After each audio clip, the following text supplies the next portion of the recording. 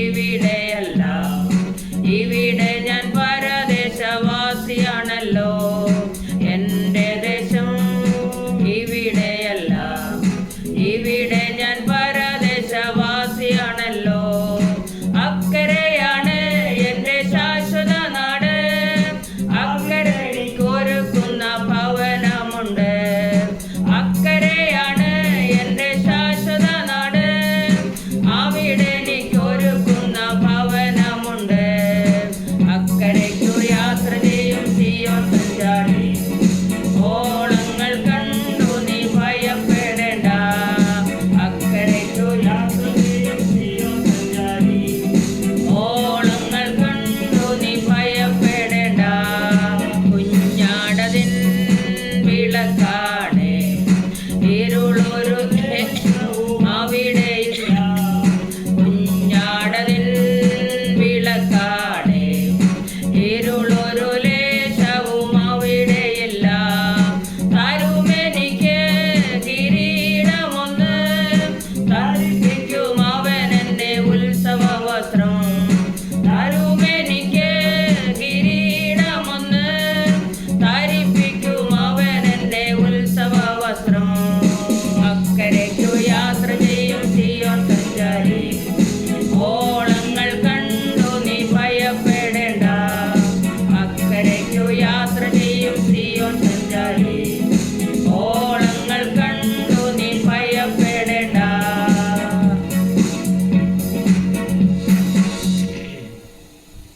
ദൈവത്തിന് സ്തോത്രം. ഇന്നത്തെ തിരുവചനത്തിൻ്റെ കേൾവിക്കായി ഒരു തിരുവചനം വായിക്കുവാൻ താല്പര്യപ്പെടുന്നു. സെക്കരിയാവിൻ്റെ പുസ്തകം 3-ാം അധ്യായം, അതിൻ്റെ 3-4 വാക്യങ്ങൾ. എന്നാൽ യോശുവ മുഷിഞ്ഞ വസ്ത്രം ധരിച്ച് ദൂതൻ്റെ മുൻപിൽ നിൽക്കുകയായിരുന്നു. അവൻ തൻ്റെ മുമ്പിൽ നിൽക്കുന്നവനോട്, മുഷിഞ്ഞ വസ്ത്രം, നിന്റെ വസ്ത്രം അവങ്കിൽ നിന്ന് നീക്കിക്കളവീൻ എന്ന് കൽപ്പിച്ചു. പിന്നെ അവനോട്, ഞാൻ നിന്റെ അകൃത്യം നിന്നിൽ നിന്ന് പോക്കിയിരിക്കുന്നു, നിന്നെ ഉത്സവ വസ്ത്രം ധരിപ്പിക്കും എന്ന് അരുളി ചെയ്തു. ഒത്തിരി വസ്ത്രങ്ങളെ കുറിച്ച് തിരുവചനത്തിൽ നമുക്ക് കാണുവാൻ തക്കവണ്ണം കഴിയുന്നുണ്ട്. ഉത്സവ വസ്ത്രമുണ്ട്, വിശേഷ വസ്ത്രമുണ്ട്, ചിത്രത്തയ്യലുള്ള വസ്ത്രമുണ്ട്, വെള്ള വസ്ത്രമുണ്ട്, വെള്ള നിലയങ്കിയുണ്ട്. അങ്ങനെ ഒത്തിരി വസ്ത്രത്തെക്കുറിച്ച് തിരുവചനത്തിൽ കാണുന്നുണ്ട്. കാരണം യോശുവ മുഷിഞ്ഞ വസ്ത്രം ധരിച്ച് നിൽക്കുമ്പോഴാണ് വന്ന് പിന്നെ സാത്താൻ പറയുന്നത്, നീ മുഷിഞ്ഞ വസ്ത്രം ധരിച്ചിരിക്കുന്നെന്ന് പറയുന്നു. ഉടനെ പറയുന്നത് എന്താണെന്നറിയാമോ? അത് അവങ്കിൽ നീക്കിക്കളഞ്ഞിട്ട് അവനെ ഉത്സവ വസ്ത്രം ധരിപ്പിച്ചു. അപ്പോൾ ഉത്സവ വസ്ത്രം ധരിപ്പിക്കുമെന്നാണ് പറഞ്ഞിരിക്കുന്നത്. നമുക്കറിയാം, നമ്മളൊക്കെ പാവികളും അല്ലെങ്കിൽ മുഷിഞ്ഞവരും ഒക്കെ ആയിരുന്നു. എന്നാൽ അവിടുന്ന് ദൈവം വിളിച്ച് വേർതിരിച്ച് നമ്മെ ഇരിക്കുന്നവനും ഇരുന്നവനും വരുന്നവനുമായ കർത്താവ് നമ്മളെ പിതാവിൻ്റെ രാജ്യത്തിലാക്കി വെച്ചു എന്നാണ് ദൈവത്തിൻ്റെ വചനത്തിൽ കാണുന്നത്. അത് തന്നെയല്ല, മുമ്പേ നമ്മൾ ഇരുളായിരുന്നു, ഇപ്പോൾ അങ്ങനെയല്ല, വിശുദ്ധ വംശമാണ്. നിങ്ങളോ അന്ധകാരത്തിൽ തൻ്റെ അത്ഭുത പ്രകാശത്തിലേക്ക് വിളിച്ചവൻ്റെ സൽഗുണങ്ങളെ ഘോഷിപ്പാൻ തക്കോണം തിരഞ്ഞെടുക്കപ്പെട്ടൊരു ജാതിയും രാജകീയ പുരോഹിത വർഗവും വിശുദ്ധ വംശവും സ്വന്തം ജനമാകുന്നു. അപ്പോൾ തിരഞ്ഞെടുക്കപ്പെട്ടൊരു ജാതി, രാജകീയ പുരോഹിത വർഗം, വിശുദ്ധ വംശം, സ്വന്തം ജനം. അപ്പം മുഷിഞ്ഞ അവസ്ഥയിലായിരുന്നു നമ്മൾ. അല്ലെങ്കിൽ ദൈവം വിളിച്ച് നമ്മളെ വേർതിരിച്ച് നമ്മളെ എന്ത് ചെയ്തെന്നറിയാമോ? ഉത്സവവസ്ത്രം ധരിപ്പിക്കുമെന്ന് പറഞ്ഞിരിക്കുന്നത്. തിരുവചനത്തിൽ കാണുന്നത് നമുക്കറിയാം, ഉത്സവം ആചരിക്കുന്ന പുരുഷാരത്തിൻ്റെ സ്തോത്രവും സന്തോഷവുമായ സ്വരത്തോടുകൂടെ ദേവാലയത്തിലേക്ക് ചെന്ന് ഓർത്ത് എൻ്റെ ഉള്ള എന്നിൽ പകരുന്നു എന്നാണ് സങ്കീർത്തനക്കാരൻ പറയുന്നത്.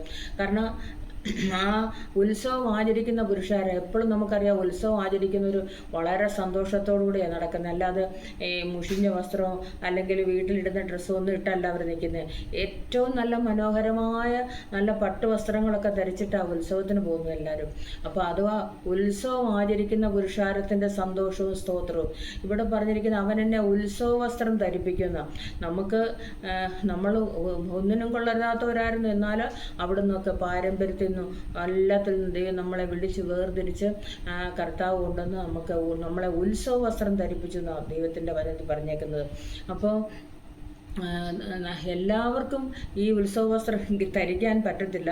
കാരണം ഒരിക്കൽ ഞാൻ പാലാരോട്ടത്തുള്ളൊരു ദേവദാസൻ മരിച്ചു കിടന്നപ്പോൾ ഈ പ്രത്യാശയുള്ള ഈ ഗാനം പാടിക്കൊണ്ടിരിക്കുമ്പോൾ അവിടെ ഒരാളെ കാണാൻ വന്നു. അത് ഞങ്ങൾ താമസിക്കുന്ന വീട്ടിലെ ഒരു ഓണറായിരുന്നു വന്നത്. അദ്ദേഹം അവിടെ കാണാൻ വന്നപ്പോൾ ഞാൻ മൈക്കിൽ കൂടെ ഈ പാട്ട് പാടിക്കൊണ്ടിരിക്കുക. അദ്ദേഹം എന്നോട് പറഞ്ഞു, കുറേ സമയം കൂടെ ആൻറ്റി അത് പാടാൻ വയ്യായിരുന്നു ഈ പാട്ടെന്ന് എന്നോട് ചോദിക്കാനിടയിൽ തരുന്നു. അദ്ദേഹം വളരെ ശ്രദ്ധയോടുകൂടി അവിടെ നിന്ന് ശ്രദ്ധിച്ച് ഗ്രഹിച്ചിട്ടാണ് പോയത്. കാരണം കുഞ്ഞാടതിൻ വിളക്കാണ്, എൻ്റെ ദേശം ഇവിടെയല്ല, അക്കരയ്ക്ക് യാത്ര ചെയ്യുന്ന സിയോൻ സഞ്ചാരി, ഓളങ്ങൾ കണ്ട് നീ ഭയപ്പെടേണ്ട. അപ്പോൾ ഒരു പക്ഷേ അദ്ദേഹത്തിൻ്റെ ഹൃദയത്തെ ടച്ച് ചെയ്തിട്ടാണ് അദ്ദേഹം അങ്ങനെ പറയാനിടയിൽ തരുന്നത്. നമ്മളൊക്കെ ഒരു പക്ഷേ ലാഘവത്തോടായിരിക്കും ഈ പാട്ട് പാടുന്നത്, അത്ര ശ്രദ്ധിച്ചിട്ടായിരിക്കില്ല പാടുന്നത്. അല്ലെങ്കിൽ നമ്മൾക്കത് അറിയാമല്ലോ, അല്ലെങ്കിൽ നമ്മളെന്നും പാടുന്നവരാണല്ലോ എന്നൊക്കെ വിചാരിച്ചിട്ടായിരിക്കും നമ്മൾ പാടുന്നത്. ഇത്രയും ശ്രദ്ധയോട് നമ്മളത് കേൾക്കുമെന്ന് ഞാൻ ചിന്തിക്കുന്നില്ല. കാരണം അദ്ദേഹം ആദ്യമായിട്ടാണ് ഈ പാട്ട് കേൾക്കുന്നത്. അത് ഞാൻ ഇങ്ങനെ മൈക്കിൽ കൂടെ പാടിക്കൊണ്ട് നിൽക്കുന്ന സമയത്ത് അദ്ദേഹം അവിടെ വരുന്നത്. അപ്പോൾ ആ സമയത്ത് അദ്ദേഹം പറഞ്ഞത് ആ പാട്ട് ഒന്നുകൂടെ പാടുന്ന, കാരണം ധരിപ്പിക്കും അവനെന്നെ ഉത്സവ വസ്ത്രം എന്ന് പറഞ്ഞപ്പോൾ അദ്ദേഹത്തിൻ്റെ ആ അവസ്ഥകളെക്കുറിച്ച് ഒരു പക്ഷേ അദ്ദേഹം ചിന്തിച്ചിട്ടുണ്ടായിട്ടാണ് അങ്ങനെ എന്നോട് സംസാരിച്ച്. കുറച്ച് നേരം കൂടെ പാടായിരുന്നില്ല, എന്തിനാ പാട്ട് നിർത്തിയത് എന്ന് എന്നോട് ചോദിക്കുവാനിടയിൽ തീർന്നു. അപ്പോൾ നോക്ക്, അവന് നമ്മുടെ ജീവിതത്തിൽ ഒന്നുമില്ലാത്തപ്പോഴും ദൈവം നമ്മളെ കണ്ട്, നമ്മളെ അറിഞ്ഞ്, നമ്മളെ മുൻപോട്ട് കൊണ്ടുവന്ന്, നമ്മളെ ഉത്സവ വസ്ത്രം ധരിപ്പിച്ച് നമ്മളെ നടത്തുന്ന ഒരു ദൈവത്തിൻ്റെ സ്നേഹമാണ്. ഹല്ലേലൂയ. ഇവിടെ ഒരുപാട് വസ്ത്രത്തെക്കുറിച്ച് നമുക്ക് കാണാൻ തക്കോണം കഴിയുന്നുണ്ട്. ഇവിടെ പറഞ്ഞേക്കുന്നത് വെളിപ്പാട് പുസ്തകം 3-ാം അധ്യായം അതിൻ്റെ 4-5 വാക്യത്തിൽ ഇപ്രകാരം കാണുന്നുണ്ട്. വെളിപ്പാട് പുസ്തകം 3-ാം അധ്യായം അതിൻ്റെ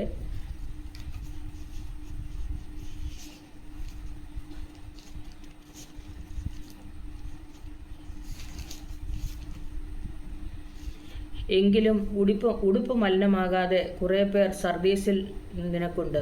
അവർ യോഗ്യന്മാരാകിയാൽ വെള്ള ധരിച്ചും കൊണ്ട് എന്നോടുകൂടെ നടക്കും. ജയിക്കുന്നവന് വെള്ളയുടുപ്പ് ധരിക്കും. ഇവിടെ പറഞ്ഞിരിക്കുന്നത്, അവൻ്റെ പേർ ഞാൻ ജീവപുസ്തകത്തിൽ നിന്ന് മായ്ച്ചു കളയാതെ എൻ്റെ പിതാവിൻ്റെ സന്നിധിയിലും അവൻ്റെ ദൂതന്മാരുടെ മുൻപിലും അവൻ്റെ പേർ ഏറ്റുപറയും. ആത്മാവ് സഭകളോട് പറയുന്നത് എന്തെന്ന് ചെവിയുള്ളവൻ കേൾക്കട്ടെ. ഇവിടെ പറഞ്ഞിരിക്കുന്ന ഉടുപ്പ് മലിനമാകാതെ കുറേ പേർ സർദീസിൽ നിനക്കുണ്ട്. അവർ യോഗ്യന്മാരാകിയാൽ വെള്ള ധരിച്ചും കൊണ്ട് എന്നോടുകൂടെ നടക്കും. അവർ എന്നോടുകൂടെ നടക്കും. ജയിക്കുന്നവന് വെള്ളയുടുപ്പ് ധരിക്കും. അപ്പോൾ ജയിക്കുന്നവർക്കാണ് ആ വെള്ളയുടുപ്പ് കിട്ടുന്നത്. ഇവിടെ പറഞ്ഞിരിക്കുന്നത് അവർ യോഗ്യന്മാരായാൽ അവർ വെള്ള ധരിച്ച് എന്നോടുകൂടെ നടക്കും. ഒരിക്കലും ഒരു ആൻറ്റി അവരുടെ മക്കൾ കൊണ്ടു കൊടുത്ത ഒരു നല്ല വെള്ള സാരി പുതിയത് എനിക്ക് തന്നിട്ട് ഇപ്രകാരം പറഞ്ഞു, ഈ സാരി മറിയാമ്മ ഉടുക്ക്, എനിക്കിതിന് ഉടുക്കാൻ യോഗ്യതയില്ലെന്ന്. അവർ കത്തോലിക്കയിൽ നിന്ന് രക്ഷിക്കപ്പെട്ടു വന്ന ഒരു ആൻറ്റിയാണ്. പക്ഷെ അവർ പറയുന്നത് എനിക്കിത് ഉടുക്കാൻ യോഗ്യതയില്ല, ഈ സാരി മറിയാമ്മ ഉടുക്കുന്നു. കാരണം ഞാൻ എപ്പോഴും വെള്ള സാരി ഉടുത്തിട്ടാണ് ആരാധനയ്ക്കൊക്കെ പോകുന്നത്.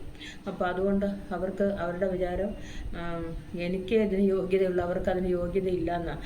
കാരണം അവർ ഈ ആണ്ടൊക്കെ കൂടുമ്പോൾ ഈ ആൾക്കാർ മരിച്ചിടത്തൊക്കെ പോയി ഭക്ഷണം കഴിക്കുകയൊക്കെ ചെയ്യുമ്പോൾ അതിനുള്ള പ്രാഗൽഭ്യ കുറവുണ്ട്. അതുകൊണ്ടായിരിക്കാം അങ്ങനെ സംസാരിക്കാൻ കാരണം. ഇവിടെ പറഞ്ഞിരിക്കുന്നത് എനിക്കിതിന് യോഗ്യതയില്ല, പക്ഷേ നിങ്ങളിത് ഉടുക്ക് എന്നാണ് പറയുന്നത്. അപ്പം യോഗ്യന്മാർക്കാണ് വെള്ള ധരിക്കാനുള്ള ഭാഗ്യം ദൈവം തന്നിരിക്കുന്നത്. അവർ വെള്ള ധരിച്ച് എന്നോടുകൂടെ നടക്കും. ജയിക്കുന്നവൻ വെള്ളയുടുപ്പ് ധരിക്കും. അവൻ്റെ പേർ ജീവപുസ്തകത്തിൽ നിന്ന് മായ്ച്ചു കളയാതെ എൻ്റെ പിതാവിൻ്റെ സന്നിധിയിലും അവൻ്റെ ദൂതന്മാരുടെ മുമ്പിലും അവൻ്റെ പേർ ഏറ്റുപറയും. അപ്പോൾ ജയിക്കുന്നവരാണ് ഈ വെള്ളയെടുപ്പ് ധരിക്കുന്നത്. ചിലർക്കൊന്നും അങ്ങനെ വെള്ള ധരിക്കുന്ന ഭയങ്കര വിഷമമുള്ള കാര്യങ്ങളാണ്. കറുപ്പൊക്കെ ഇടാൻ ചിലർക്ക് ഇഷ്ടമുണ്ട്. അപ്പോൾ അതൊക്കെ അങ്ങനെ ഇടുന്നവരുണ്ട്. അത് അവരിട്ടോട്ടെ, അവർ പറയുന്നത് ഞങ്ങൾ ന്യൂ ജനറേഷൻകാരനാണ് എന്ന് പറഞ്ഞിട്ട് അവർ കറുപ്പൊക്കെ ധരിക്കും. അവർക്കൊക്കെ അതൊക്കെ ഇഷ്ടം. ദൈവദിനം പ്രസംഗിച്ചുകൊണ്ട് നിൽക്കുന്നവർ പോലും കറുത്ത് ധരിച്ചുകൊണ്ട് നിൽക്കുന്നത് ഞാൻ കണ്ടിട്ടുണ്ട്.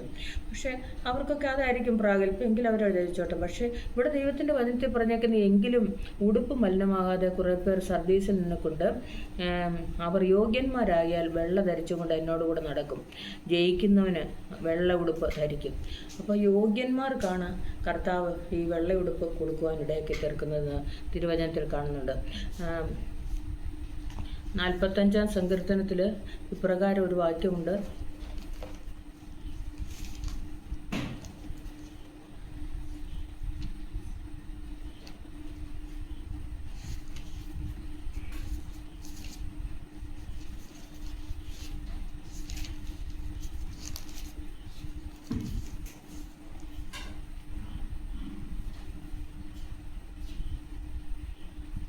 അന്തഃപുരത്തിലെ രാജ്ഞി ശോഭ പരിപൂർണയാകുന്നു.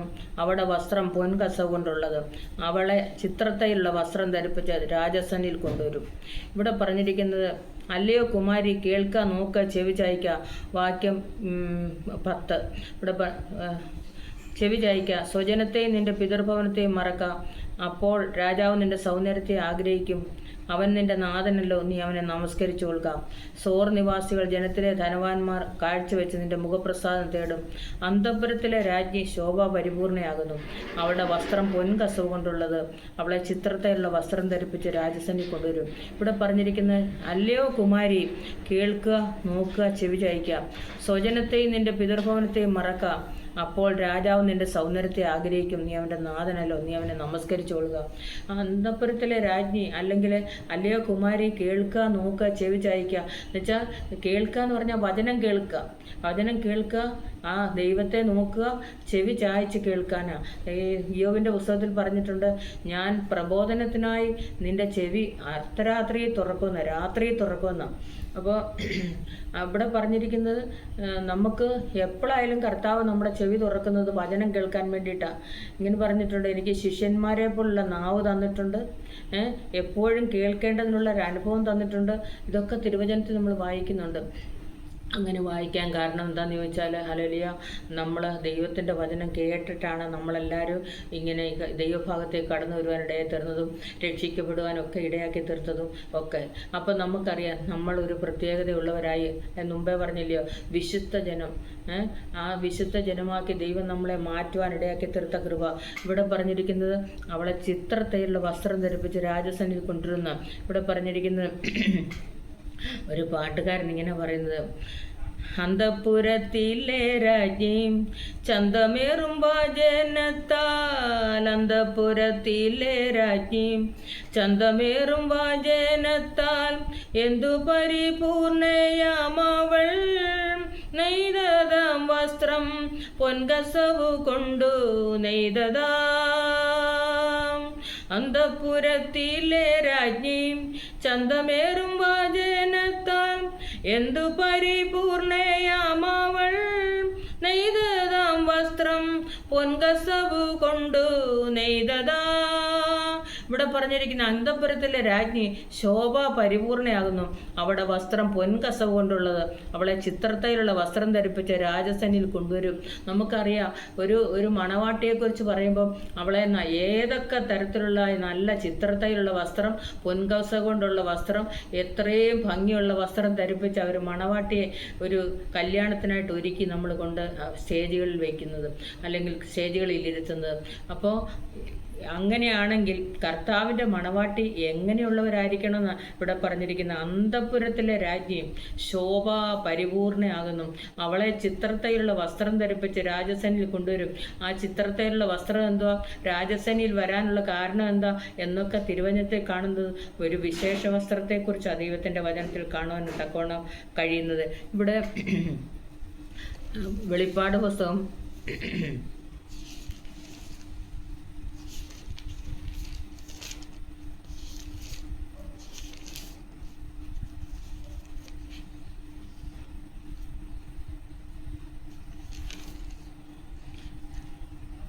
വെളിപ്പാട് പുസ്തകം 19-ാം അധ്യായം അതിൻ്റെ 7-8 വാക്യങ്ങൾ.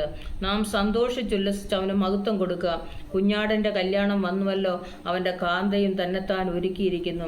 അവൾക്ക് ശുദ്ധവും ശുഭ്രവുമായ വിശേഷവസ്ത്രം ധരിപ്പാൻ കൃപ ലഭിച്ചിരിക്കുന്നു. ആ വിശേഷവസ്ത്രം വിശുദ്ധന്മാരുടെ നീതി പ്രവൃത്തികൾ തന്നെ. അപ്പോൾ കണ്ടോ, ആ വിശേഷ വസ്ത്രത്തെക്കുറിച്ച് പറഞ്ഞിരിക്കുന്നത് അത് വിശുദ്ധന്മാരുടെ നീതി പ്രവൃത്തികളാണെന്നാണ് പറഞ്ഞിരിക്കുന്നത്. നാം സന്തോഷിച്ചുല്ലസിച്ച് അവന് മഹത്വം കൊടുക്കുക. കുഞ്ഞാടിൻ്റെ കല്യാണം വന്നുവല്ലോ, അവൻ്റെ കാന്തയും തന്നെത്താൻ ഒരുക്കിയിരിക്കുന്നു. അന്തഃപുരത്തിലെ രാജ്ഞി ശോഭ പരിപൂർണയാകുന്നു. ഇവിടെ പറഞ്ഞിരിക്കുന്ന കാന്തയും തന്നെത്താൻ ഒരുക്കി കാത്തിരിക്കുന്നു. ഇപ്പോൾ ഒരു മണവാളൻ വരുമെന്ന് പറയുമ്പോൾ മണവാട്ടി ഒരുങ്ങാതല്ല പോകുന്നത്, അല്ലെങ്കിൽ ഏതെങ്കിലും അലക്ഷ്യമായ വസ്ത്രം ധരിച്ചിട്ടല്ല വരുന്നത്. അവർ വളരെ വെണ്മയുള്ള വസ്ത്രം ധരിച്ച് എത്രയും ഹല്ലേലൂയ എങ്ങനെയൊക്കെ ഒരുങ്ങാം അങ്ങനെയെല്ലാം ഒരുങ്ങി അത്ര മനോഹരമായിട്ടാണ് കല്യാണത്തിനായിട്ട് മണവാട്ടികളെ കൊണ്ടിരുന്നത്. അതുപോലെയാണ് ഇവിടെ പറഞ്ഞിരിക്കുന്നത്. നാം സന്തോഷിച്ചുല്ലസിച്ച് അവന് മഹത്വം കൊടുക്കുക. കുഞ്ഞാടിൻ്റെ കല്യാണം വന്നുവല്ലോ. നമ്മൾ ഈ ഒരുങ്ങുന്നതിൻ്റെ ഉദ്ദേശം കുഞ്ഞാടിൻ്റെ കല്യാണത്തിന് ഉള്ള ഒരുക്കമാണ് നമ്മൾ ഒരുങ്ങുന്നത്. കല്യാണം വന്നുവല്ലോ, അവൻ്റെ കാന്തയും തന്നെത്താൻ ഒരുക്കിയിരിക്കുന്നു. അവൾക്ക് ശുദ്ധവും ശുഭ്രവുമായ വിശേഷവസ്ത്രം ധരിപ്പാൻ കൃപ ലഭിച്ചിരിക്കുന്നു. അപ്പോൾ ശുദ്ധവും ശുഭ്രവുമായ വിശേഷവസ്ത്രം ധരിപ്പാൻ വരം നൽകിയിരിക്കുന്നു. ആ വിശേഷവസ്ത്രം വിശുദ്ധന്മാരുടെ നീതി പ്രവൃത്തികൾ തന്നെ. അപ്പോൾ ആ വിശേഷവസ്ത്രം എന്ന് പറയുന്നത് വിശുദ്ധന്മാരുടെ നീതി പ്രവൃത്തികളാണെന്ന് ദൈവത്തിൻ്റെ വചനത്തിൽ നമുക്ക് കാണുവാൻ തക്കവണ്ണം കഴിയുന്നുണ്ട്. ഒത്തിരി വസ്ത്രങ്ങളെക്കുറിച്ചുണ്ട് നമുക്ക് കാണാൻ തക്കവണ്ണം കഴിയുന്നുണ്ടല്ലോ. ഒരു പാട്ടുകാരൻ ഇപ്രകാരമാണ് പറയുന്നത്: വെള്ളവസ്ത്രം ധരിച്ചുയർത്ത വിശുദ്ധ സംഗമതിൽ ചേർന്നു നിൻ സവിധേ വന്നു ഹല്ലേലൂയ പാടുവാൻ. ചേർന്നു നിൻ സവിധേ വന്നു ഹല്ലേലൂയ പാടുവാൻ. എൻ സ്വർഗ വീട്ടിൽ എത്തുവാൻ കൊതിച്ചിടുന്നേ എൻ മണാളാം. എൻ സ്വർഗ വീട്ടിൽ എത്തുവാൻ കൊതിച്ചിടുന്നേ എൻ മണാളാം. മൽപ്രിയനേ എന്നേശുനായകനേ എപ്പോൾ വരും? മൽപ്രിയനേ എന്നേശുനായകനേ എപ്പോൾ വരും? സൂര്യചന്ദ്ര താരങ്ങളെ കടന്നു സ്വർഗനാട്ടിൽ ആ പളുങ്കുനദീതീരെ ജീവവൃക്ഷത്തിൻ തണലിൽ എൻ സ്വർഗ വീട്ടിൽ എത്തുവാൻ കൊതിച്ചിടുന്നേ എൻ മണാളാം. മൽപ്രിയനേ എന്നേശുനായകനേ എപ്പോൾ വരും? മൽപ്രിയനേ എന്നേശുനായകനേ എപ്പോൾ വരും? ഇവിടെ ദൈവത്തിൻ്റെ വചനത്തിൽ കാണുന്നത് വെള്ളവസ്ത്രം ധരിച്ചുയർത്ത വിശുദ്ധ സംഘം, അവരെക്കുറിച്ചാണ് പറഞ്ഞിരിക്കുന്നത്. ആ വിശുദ്ധ സംഘം അവരെങ്ങനെയാണെന്ന് ഹല്ലേലൂയ ചേർന്ന് നിൻ സവിധേ വന്നു ഹല്ലേലൂയ പാടുവാൻ. ആ എൻ സ്വർഗ വീട്ടിലെത്തുവാൻ കൊതിച്ചിടുന്നേ എൻ മണാള. നമ്മുടെ ഉദ്ദേശം എന്ന് പറയുന്നത് ആ സ്വർഗരാജ്യത്തിലെത്തുക എന്നുള്ളതാണ്.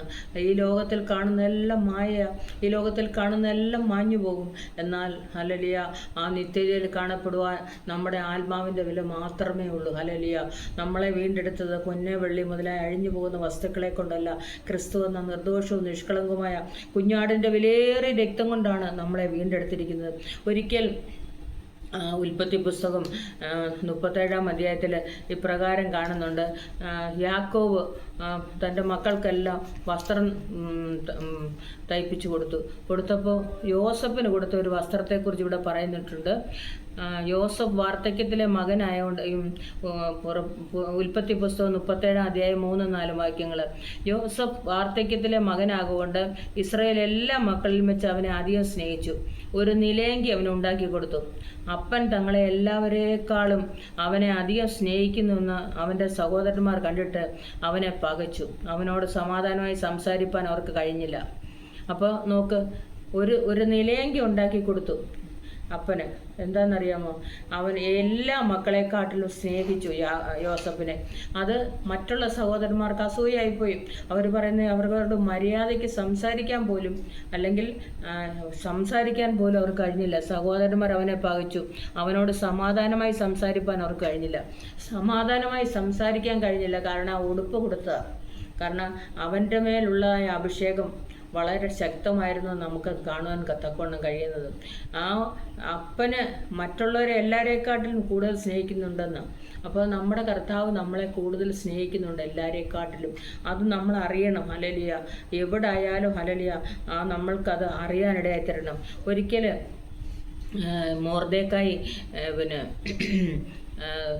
ശൂഷൻ രാജധാനിയിലായിരുന്നപ്പോൾ യഹൂദന്മാരെ കൊന്നുമുടിക്കേണ്ടതിന് അവർ വലിയ പരിപാടികളൊക്കെ ചെയ്തു.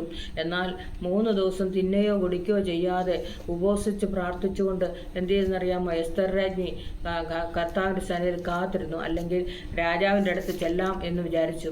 അങ്ങനെ കാത്തിരുന്ന സമയത്ത് ദൈവം അവളോട് പറയുന്നുണ്ട്, നീ രാജ്യത്തിൻ്റെ പകുതി ആയാലും നിനക്ക് തരാം എന്ന് പറയുന്നുണ്ട്. അങ്ങനെ അവർ ഉപവാസത്തോടും പ്രാർത്ഥനയോടും കൂടെ ആ പരീക്ഷകളെല്ലാം ജയിക്കുവാനും ആ രാജസന്നിധിയിൽ ഒരു രാജ്യത്വം പ്രാപിപ്പാനും ഒക്കെ അവർക്കിടയാക്കി തീർത്തു. എന്നാൽ അതുവരെയും വേദനയോടുകൂടി കണ്ണുനീരോടുകൂടിയായിരുന്നായ ആ മൊർദെഖായിയെക്കുറിച്ച് ഇവിടെ പറഞ്ഞിരിക്കുന്നത് എസ്തറിൻ്റെ പുസ്തകം 8-ാം അധ്യായം അതിൻ്റെ 14-ഉം 15-ഉം വാക്യങ്ങൾ. അങ്ങനെ അഞ്ചൽക്കാർ രാജകീയ തുരകങ്ങളുടെ പുറത്തു കയറി രാജാവിൻ്റെ കൽപ്പനയാൽ നിർബന്ധിതരായി ബന്ധപ്പെട്ട് ഓടിപ്പോയി. ശൂഷൻ രാജധാനിയിലും തീർപ്പ് പരസ്യം ചെയ്തു. എന്നാൽ മൊർദെഖായി നീലവും ശുഭ്രവുമായ രാജവസ്ത്രവും വലിയ പൊൻകിരീടവും ചണനൂൽ കൊണ്ടുള്ള രക്താംബരവും ധരിച്ച് രാജസന്നിധിയിൽ നിന്ന് പുറപ്പെട്ടു. മൊർദെഖായി നീലവും ശുഭ്രവുമായ രാജവസ്ത്രവും പൊൻകിരീടവും ധരിച്ച് രാജസന്നിധിയിൽ നിന്ന് പുറപ്പെട്ടു. ഇവിടെ പറഞ്ഞിരിക്കുന്നത് ശൂഷൻ പട്ടണം ആർത്ത് സന്തോഷിച്ചു. അപ്പോൾ സന്തോഷം പങ്കിടുന്ന ഒരു വസ്ത്രമാണ് നീല വസ്ത്രത്തെക്കുറിച്ച് പറഞ്ഞിരിക്കുന്നത്. മൊർദെഖായി നീലവും ശുഭ്രവുമായ രാജവസ്ത്രം. അവിടെ പറഞ്ഞിരിക്കുന്ന ആ രാജകീയ സന്തോഷം പങ്കിടുന്ന ഒരു നിമിഷം. ആ പങ്കിടുന്ന സമയത്താണ് നീലവും ശുഭ്രവുമായ വസ്ത്രം ധരിച്ചുകൊണ്ട് അവൻ എഴുന്നേറ്റു. ശൂഷൻ പട്ടണമോ ആർത്ത് സന്തോഷിച്ചു. അപ്പോൾ അതുവരെ അവർക്ക് സന്തോഷിക്കാൻ കഴിഞ്ഞില്ല, ആനന്ദം പങ്കിടുവാൻ കഴിഞ്ഞില്ല. ദുഃഖത്തോടുകൂടി ആ പടിവാതുക്കൽ ഇരുന്നായ മൊർദെഖായിയെ ആദരിച്ചപ്പോൾ അവിടെ എല്ലാവിധ സന്തോഷത്തോടെ വരുവാനിടയിൽ തീർന്നു. അങ്ങനെ അത് മാത്രമല്ല, ശൂഷൻ പട്ടണം ആർത്ത് സന്തോഷിച്ചു. യഹൂദന്മാർക്ക് പ്രകാശവും സന്തോഷവും ആനന്ദവും ബഹുമാനവും ഉണ്ടായി. അപ്പോൾ അവരെ കൊന്നുമുടിക്കേണ്ടതിന് ആ തീർപ്പ് കൽപ്പിച്ചിരുന്ന തീർപ്പെല്ലാം മാറ്റി എഴുതി അവർക്ക് ആനന്ദവും സന്തോഷവും എല്ലാം വരുവാൻ തക്കവണ്ണം ഇടയായിത്തീർന്നു. അപ്പോൾ ഈ സന്തോഷം പങ്കിടുന്ന വസ്ത്രമാണ് നീലയും ശുഭ്രവുമായ വസ്ത്രം എന്ന് പറയുന്നത്. പിന്നെ ദൈവത്തിൻ്റെ വചനത്തിൽ ദാനിയേലിൻ്റെ പുസ്തകത്തിൽ ഇപ്രകാരം കാണുന്നുണ്ട്.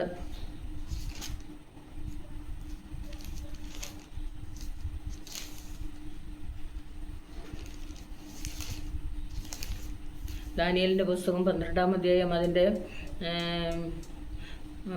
5-ാം വാക്യം.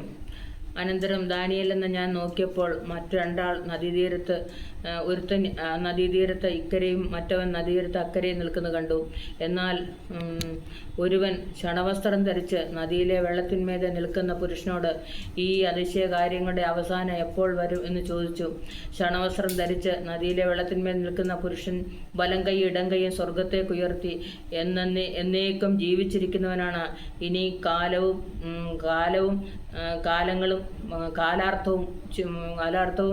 ചെല്ലും. അവർ വിശുദ്ധ ജനത്തിൻ്റെ ബലത്തെ തകർത്ത് കളഞ്ഞ ശേഷം ഈ കാര്യങ്ങളൊക്കെ നിവൃത്തിയാകും എന്നിങ്ങനെ സത്യം ചെയ്യുന്നത് ഞാൻ കേട്ടു. ഇവിടെ പറഞ്ഞിരിക്കുന്ന ക്ഷണവസ്ത്രം ധരിച്ച ഒരാൾ അവിടെ നിൽക്കുന്നത് കണ്ടു. അത് ദൈവത്തിൻ്റെ ദൂതനായിരുന്നു. ആ ക്ഷണവസ്ത്രം ധരിച്ചവൻ ആ ദാനിയേലിനോട് സംസാരിച്ചു കൊണ്ടിരിക്കുന്നത് നമുക്ക് കാണുവാൻ തക്കവണ്ണം കഴിയുന്നുണ്ട്. അപ്പോൾ പലതരത്തിലുള്ള വസ്ത്രം, വേദനിപ്പിക്കുന്ന അനുഭവങ്ങളുണ്ട്, അവിടുന്ന് മാറ്റി ദൈവം നല്ല വസ്ത്രം തന്നു പരിപൂർണയാക്കി നമ്മളെ നടത്തുന്ന ഓരോ അനുഭവങ്ങൾ. എസ്തറിൻ്റെ പുസ്തകത്തിൽ പറഞ്ഞേക്കുന്ന അവർ നീലയും ശുഭ്രവുമായ വസ്ത്രം ധരിച്ചു. അപ്പോൾ അവരെന്ത് ചെയ്തു? ശൂഷൻ പട്ടണമോ സന്തോഷിച്ചു. അന്തഃപുരത്തിലെ രാജ്ഞി ശോഭ പരിപൂർണയാകുന്നു. അവളെ പൊൻകസവ് കൊണ്ടുള്ള വസ്ത്രം ധരിപ്പിച്ച് രാജസന്നി കൊണ്ടുവരും. യോഗ്യന്മാർ ധരിക്കുന്ന വസ്ത്രം വെള്ളയുടുപ്പാണ്. പിന്നെ പറഞ്ഞിരിക്കുന്നത് വിശേഷ വസ്ത്രം. വെളിപ്പാട് പുസ്തകത്തിൽ പറഞ്ഞേക്കുന്നത് അവർക്ക് വിശേഷ വസ്ത്രം ധരിപ്പാൻ വരം നൽകിയിരിക്കുന്നു. ആ വിശേഷ വസ്ത്രം വിശുദ്ധന്മാരുടെ നീതി പ്രവൃത്തികൾ തന്നെ. അപ്പോൾ നീതി പ്രവൃത്തികളുണ്ട്. അതിനുള്ള വസ്ത്രം വിശേഷ വസ്ത്രം. മുഷിഞ്ഞ വസ്ത്രം മാറ്റി നമ്മളെ ഉത്സവ വസ്ത്രം ധരിപ്പിച്ച് സന്തോഷമുള്ളവരാക്കി നിർത്തിയതിന് അതിൻ്റെ പേര് ഉത്സവ വസ്ത്രം എന്നാണ്. വെള്ളയുടുപ്പ് നമുക്ക് ധരിക്കുവാൻ തന്നത് അത് യോഗ്യന്മാർക്കുള്ളതാണ്. അപ്പോൾ എല്ലാ തരത്തിലും പലതരത്തിലുള്ള വസ്ത്രം ചിത്രത്തൈലുള്ള വസ്ത്രം ധരിപ്പിച്ച് അവളെ രാജസന്നിധിയിൽ കൊണ്ടുവരുന്നു പറഞ്ഞാൽ കർത്താവിൻ്റെ അടുത്ത് കൊണ്ട് നിർത്തും. ഹല്ലേലൂയ. അപ്പോൾ ശോഭാപരിപൂർണയായിരിക്കുന്ന ഒരു മണവാട്ടിയെ മാത്രമേ കൊണ്ടുപോകാൻ എൻ്റെ കർത്താവ് വരത്തുള്ളൂ. അതുകൊണ്ട് നമ്മൾ ഒരുങ്ങി കർത്താവിൻ്റെ സന്നിധിയിൽ കാത്തിരിക്കുന്നെങ്കിൽ നിശ്ചയമായിട്ടും ഹല്ലേലൂയ നമ്മളെ കർത്താവ് ചേർത്തുകൊള്ളുവാനിടയിൽ തീരും. ഹല്ലേലൂയ. നമുക്കറിയാം ഹല്ലേലൂയ, ആ വെള്ളവസ്ത്രം ധരിച്ചുയർത്ത വിശുദ്ധന്മാർ ഹല്ലേലൂയ ചേർന്നു നിൻ സവിതേ വന്നു ഹല്ലേലൂയ പാടുവാൻ. അപ്പോൾ ഹല്ലേലൂയ പാടാനാ ദൈവത്തിന് സ്തോത്രം ചെയ്യുന്നു. ഇവിടെ ഹല്ലേലൂയ പാടുന്നവർക്ക് അവിടെയും ചെന്ന് പാടാൻ പറ്റത്തുള്ളൂ. ഇവിടെ ആരാധിക്കുന്നവർക്ക് അവിടെ ആരാധിക്കാൻ പറ്റത്തുള്ളൂ. അപ്പോൾ അവിടെ ആരാധനയാണ് നമ്മുടെ ജീവിതത്തിലുള്ളതെല്ലാം. ഹല്ലേലൂയ. ഇവിടെ ആരാധിക്കുന്നവർക്ക് അവിടെ ആരാധിക്കാൻ പറ്റും. അതുകൊണ്ട് നമുക്ക് പൂർണ്ണ ഹൃദയത്തോടും പൂർണ്ണ മനസ്സോടും പൂർണ്ണ ശക്തിയോടും പൂർണ്ണ ആത്മാവോടും കൂടെ കർത്താവിനെ ആരാധിച്ച് അവന് മഹത്വം കൊടുക്കുവാൻ തൊക്കണം. ഇവിടെ വെളിപ്പാട് പുസ്തകം 19 പറഞ്ഞേക്കുന്നത് നാം ഉല്ലസിച്ച് ആനന്ദിച്ച് അവന് മഹത്വം കൊടുക്കുക, അവന് മഹത്വം കൊടുക്കുവാൻ തൊക്കണം. ദൈവത്തിൻ്റെ പരിശുദ്ധാത്മാവ് നമ്മളെ സഹായിക്കുമാറാകട്ടെ. അതുമാത്രമല്ല ഹല്ലേലൂയ, നാം ഏതവസ്ഥയായിരുന്നാലും നമ്മുടെ അവസ്ഥകളെ മാറ്റി ഹല്ലേലൂയ നമ്മളെ ഹല്ലേലൂയ രാജസന്നി കൊണ്ട് നിർത്തുന്ന ഒരു ദൈവമാണ് നമ്മുടെ ദൈവം. ഹല്ലേലൂയ. അതുകൊണ്ട് നമ്മളെ മറന്നു കളയാത്ത ദൈവം. ഹല്ലേലൂയ. ദൈവത്തിന് സ്തോത്രം. നമ്മുടെ എല്ലാ ഭാരങ്ങളും മാറ്റി ഹല്ലേലൂയ, എല്ലാ വേദനകളും മാറ്റി ഹല്ലേലൂയ കർത്താവ് നമ്മളെ ശക്തീകരിച്ച് സഹായിക്കുകയും ഹല്ലേലൂയ ആ വലം കൈ കൊണ്ട് നമ്മളെ താങ്ങുകയും ചെയ്യുന്ന ഒരു ദൈവത്തിൻ്റെ ശക്തി. ഹല്ലേലൂയ.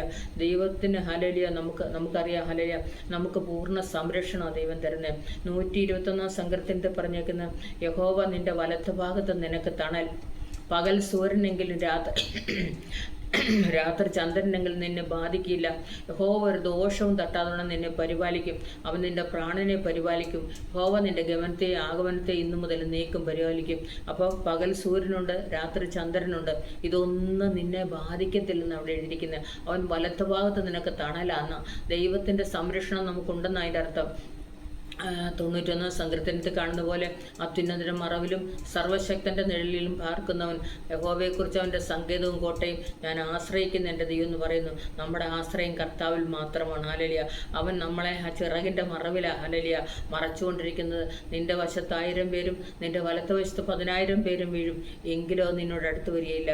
നിന്റെ കണ്ണുകൊണ്ട് തന്നെ നീ നോക്കി ദുഷ്ടന്മാർക്ക് വരുന്ന പ്രതിഫലം കാണും. ഇന്ന് പൽക്കാലവും ഹല്ലേലൂയ നമുക്കറിയാം ഹല്ലേലൂയ വലത്തോ ഇടത്തോ അല്ലെങ്കിൽ എവിടുന്നോ സൂര്യനോ ചന്ദ്രനോ എവിടുന്നോ വരുന്ന ശക്തികൾ നമ്മളെ അലട്ടുന്നുണ്ടെങ്കിൽ ഹല്ലേലൂയ നിശ്ചയമായിട്ട് അത് മാറ്റി നമ്മളെ സ്വസ്ഥത തരുവാനും നമുക്ക് സമാധാനം നൽകുവാൻ ദൈവം ശക്തനാണ്.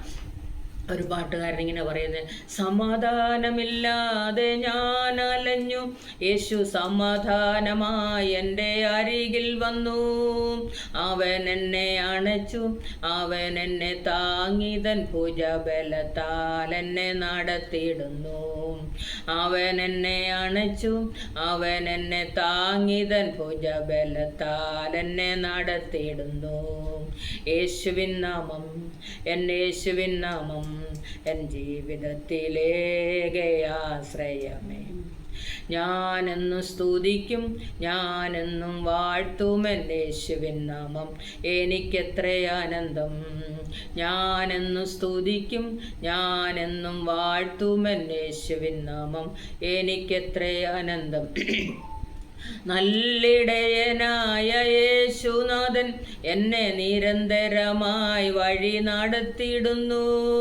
നല്ലിടയനായ യേശുനാഥൻ എന്നെ നിരന്തരമായി വഴി നടത്തിയിടുന്നു. അവൻ എന്നെ ശാസിക്കും, അവൻ എന്നെ രക്ഷിക്കും, തൻ കോടിക്കീഴിൽ എന്നെ നിത്യം നടത്തിയിടുന്നു. അവൻ എന്നെ ശിക്ഷിക്കും, അവൻ എന്നെ ശാസിക്കും, തൻ കോടിക്കീഴിൽ എന്നെ നിത്യം നടത്തിയിടുന്നു. യേശുവിൻ നാമം, എൻ്റെ യേശുവിൻ നാമം എൻ ജീവിതത്തിലേകയാശ്രയമേ. ഞാനെന്നും സ്തുതിക്കും, ഞാനെന്നും വാഴ്ത്തും എൻ്റെ യേശുവിൻ നാമം, എനിക്കെത്ര ആനന്ദം. ഞാനെന്നും സ്തുതിക്കും, വാഴ്ത്തും എൻ്റെ യേശുവിൻ നാമം, എനിക്കെത്ര ആനന്ദം. അപ്പം നമ്മളെ ശിക്ഷിക്കും, ശാസിക്കും, സമാധാനം നൽകി അനുഗ്രഹിക്കും ഈ നല്ലിടയനായ കർത്താവ്, നമുക്ക് ജീവൻ തന്നവനായ കർത്താവ്. ഹല്ലേലൂയ. നമ്മളെ സ്നേഹിക്കുന്ന കർത്താവ്. അത് മാത്രമല്ല ഹല്ലേലൂയ നമ്മളെ ഇനി അവൻ രണ്ടാമതും ചേർക്കുവാൻ കടന്നു വരുന്ന ഒരു കർത്താവ്. ഹല്ലേലൂയ. നമ്മുടെ പേര് ആ ജീവൻ്റെ പുസ്തകത്തിൽ എഴുതിയപ്പോൾ നമ്മൾ രക്ഷിക്കപ്പെട്ടപ്പോൾ തന്നെ ഹല്ലേലൂയ നമ്മളോട് ഒരു ഉടമ്പടി ചെയ്ത ദൈവം ഹല്ലേലൂയ. അത് നമുക്കറിയാം ഹല്ലേലൂയ. ഹോശേയ പ്രവചനത്തിൽ കാണുന്നത് ഞാൻ നിന്നോട് വിവാഹ നിശ്ചയം ചെയ്തിരിക്കുന്ന. അപ്പോൾ അതിൻ്റെ അർത്ഥം എപ്പോഴായാലും വിവാഹ നിശ്ചയം കഴിഞ്ഞാൽ കൊണ്ടുപോകാൻ വരുമെന്ന് അതിൻ്റെ അർത്ഥം ഹല്ലേലൂയ. നമ്മുടെ കർത്താവ് എപ്പോഴായാലും നമ്മളെ ചേർക്കുവാൻ കടന്നു വരും. അതുകൊണ്ട് നമുക്ക് പ്രത്യാശയോടെ എല്ലാ ദിവസവും ആയിരിക്കാൻ തക്കോണം ആ വിശേഷ വസ്ത്രം ഹല്ലേലൂയ, ആ വെള്ള വസ്ത്രം ഹല്ലേലൂയ, നേർമയുള്ള വസ്ത്രം ഇതെല്ലാം ധരിച്ച് ഹല്ലേലൂയ നമുക്ക് നടക്കാൻ തക്കോണം ദൈവം നമ്മളെ ഇടയാക്കി തീർക്കും. അതുമാത്രമല്ല ഒരിക്കലും രാജകൊട്ടാരത്തിൽ ചെന്ന അല്ലെങ്കിൽ ഫറവോൻ്റെ സന്നിധിയിൽ ചെന്ന യോസഫിന് അവിടെ കൊടുത്തൊരു വസ്ത്രമുണ്ട്, നേർമയുള്ളൊരു വസ്ത്രം. അവിടെ അതുവരെ അവൻ്റെ ജീവിതത്തിൽ ഹല്ലേലൂയ ആ പരുക്കൻ വസ്ത്രമായിരിക്കും ഒരു പക്ഷേ ധരിച്ചു തന്നത്. കാരണം സഹോദരന്മാർ അവൻ്റെ നിലയെങ്കി ഊരിക്കളഞ്ഞ് അപ്പോൾ കൈ കിട്ടിയ എന്തെങ്കിലും വസ്ത്രമായിരിക്കും ധരിച്ചത്. പിന്നെ ജയിലിലൊക്കെ കിടന്നിട്ട് അവിടെ നിന്ന് ചെന്നത്. പക്ഷേ അവിടെ ചെന്നപ്പോൾ അവന് കൊടുത്തൊരു വസ്ത്രം, നേർമയുള്ള വസ്ത്രം അവനെ ധരിപ്പിച്ചെന്ന്. വസ്ത്രം ധരിപ്പിച്ചു. അവൻ്റെ കഴുത്തിലൊരു സ്വർണ്ണ സരപ്പളി ഇട്ടു. അവനെ രാജസനയിൽ നിർത്തുവാനിടയിൽ തീർന്നു. ഹല്ലേലൂയ. പറഞ്ഞേക്കുന്ന ഒരു ഫറവോൻ പറഞ്ഞൊരു കാര്യമുണ്ട്, ഈ രാജ്യത്തിലെ രണ്ടാമനായി നീ വാഴും. കാരണം നീ പറയാതെ ഇവിടെ ആരും അനങ്ങത്തില്ല. പക്ഷെ കാരണം ആ ഫറവോൻ്റെ വായിൽ നിന്നാണ് അത് വന്നത്. അപ്പോൾ അതുകൊണ്ട് അവന് ഏറ്റവും ഉന്നതമായ സ്ഥാനം കൊടുക്കുവാൻ ഇടയായിത്തീർന്നു. നേരത്തെ അവൻ്റെ ഉടുപ്പ് സഹോദരന്മാർ ഊരിക്കളഞ്ഞു. എങ്കിലും അവനെ ദൈവം നേർമയുള്ള വസ്ത്രം ധരിപ്പിച്ച് പിന്നെയും ഹല്ലേലൂയ അവന് ഫറവോൻ്റെ സന്നിധി നിൽക്കുവാൻ അവനിടയാക്കി തീർത്തു. ഇതുപോലെ നമുക്ക് ഹല്ലേലൂയ നമ്മളെ ഹല്ലേലൂയ ഉന്നത പദവിയിലെത്തിക്കുവാനും അതുമാത്രമല്ല ഹല്ലേലൂയ നമ്മളെ ഹല്ലേലൂയ അനുഗ്രഹിക്കപ്പെട്ടവരായി വെള്ള വസ്ത്രം ധരിപ്പിച്ച് ഹല്ലേലൂയ രാജസന്നിധിയിൽ കൊണ്ടുവരുവാനൊക്കെയും ദൈവം ഇടയാക്കി തീർക്കും. ഹല്ലേലൂയ ചിത്രതയുള്ള വസ്ത്രം ഹല്ലേലൂയ ധരിപ്പിച്ചു കൊണ്ടിരും. ദൈവത്തിൻ്റെ സ്തോത്രം. അന്തപുരത്തിലെ രാജ്ഞി ശോഭാ പരിപൂർണയാകുന്നു. അവൾ നെയ്ത വസ്ത്രം പൊൻകസവ് കൊണ്ടുള്ള വസ്ത്രമാണ്. അപ്പോൾ അങ്ങനെയുള്ള വസ്ത്രം ധരിപ്പിച്ച് രാജസന്നിധിയിൽ കൊണ്ടുവരും. അപ്പോൾ നമുക്ക് ഹല്ലേലൂയ ആ കർത്താവിനോടുകൂടി ഹല്ലേലൂയ ജീവിക്കണമെങ്കിൽ പ്രാഗൽഭ്യം ഉണ്ടായിരിക്കണം. അതിനാ വസ്ത്രത്തിൻ്റെ കാര്യം അങ്ങനെ പറയുന്നത്. ആ ദൈവത്തോടുകൂടെ ഹല്ലേലൂയ നമുക്ക് പ്രാഗൽഭ്യത്തോടെ സന്തോഷത്തോടെ ആനന്ദത്തോടെ ഹല്ലേലൂയ അത് ദൈവത്തോട് ചേർന്നിരിപ്പാൻ തക്കോണം ദൈവം നമ്മളെ എല്ലാവരെയും സഹായിക്കുമാറാകട്ടെ എന്ന് പ്രാർത്ഥിക്കുന്നു. അതുമാത്രമല്ല ഇന്ന് പകൽക്കാലം എന്നെ കേൾക്കുന്ന പ്രിയപ്പെട്ടവരോട് ദൈവത്തിൻ്റെ സംരക്ഷണം നമുക്കുണ്ട്. അത്യുന്നതിൻ്റെ മറവിലാണ് നമ്മൾ വസിക്കുന്നത്. ആ ചിറകിൻ്റെ മറവിലാണ് നമ്മൾ വസിക്കുന്നത്. അവിടെ നമുക്ക് എല്ലാവിധ സംരക്ഷണവും ഉണ്ട്. കർത്താവിൻ്റെ സന്നിധിയിൽ നമുക്ക് ആനന്ദമുണ്ട്. നമ്മുടെ സമാധാനമില്ലായ്മ മാറ്റി നമുക്ക് സമാധാനം തരുവാൻ സന്തോഷം തരുവാൻ എല്ലാം ദൈവം ശക്തനായ ദൈവമാണ്. എന്നെ ശക്തനാക്കുന്നതിന് മുഖാന്തരം ഞാൻ സകലത്തിലും മതിയാകുന്നു. ഇന്ന് പകൽക്കാലം എന്നെ കേൾക്കുന്ന ആരെങ്കിലും വേദനയോടുകൂടി ഒരുപക്ഷെ കേൾക്കുന്നവരായിരിക്കാം. എന്നാൽ ഹല്ലേലൂയ നിങ്ങളുടെ വേദനകളെ എടുത്തു മാറ്റുവാൻ, പ്രയാസങ്ങളെ എടുത്തു മാറ്റുവാൻ, ഭാരങ്ങളെ മാറ്റുവാൻ എൻ്റെ കർത്താവ് ഇന്നും ജീവിക്കുന്ന ദൈവമാണ്. അതുകൊണ്ട് അവൻ വലത്തുഭാഗത്ത് നിനക്ക് തണലാണ്. ഇന്ന് പകൽക്കാല തണലായ കർത്താവിനെ ആരാധിച്ചും സ്നേഹിച്ചും സേവിച്ചും പോകാൻ ദൈവത്തിൻ്റെ പരിശുദ്ധാത്മാവ് നമ്മളെ സഹായിക്കുമാറാകട്ടെ എന്ന് പറഞ്ഞുകൊണ്ട് എൻ്റെ ഈ വാക്കുകളെ നിർത്തുന്നു. ദൈവം നമ്മളെ എല്ലാവരെയും ഇന്ന് പകൽക്കാലം ഈ വചനം കേട്ടുകൊണ്ടിരുന്ന എല്ലാവരെയും ഞാൻ അനുഗ്രഹിച്ച് പ്രാർത്ഥിക്കുന്നു. ഇന്ന് പകൽക്കാലം ദൈവം എല്ലാവരെയും സഹായിക്കുമാറാകട്ടെ എന്ന് പറഞ്ഞുകൊണ്ട് ഈ വാക്കുകൾ നിർത്തുന്നു. God bless you.